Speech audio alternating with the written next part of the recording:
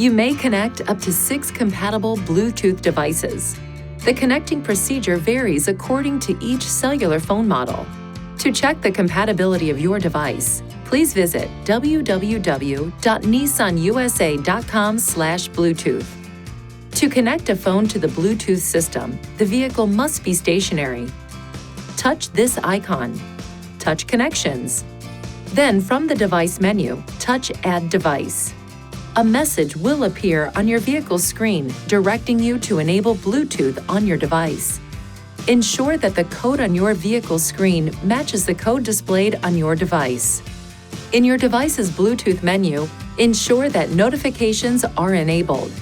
You can also switch to other connected devices from the Device menu. If the software on your phone has been updated and you are experiencing difficulties using the Bluetooth system, it may help to delete and then reconnect the phone.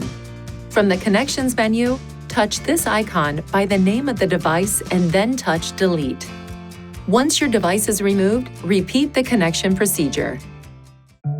Please see your Nissan Connect Owner's Manual for important safety information, system limitations, and additional operating and feature information.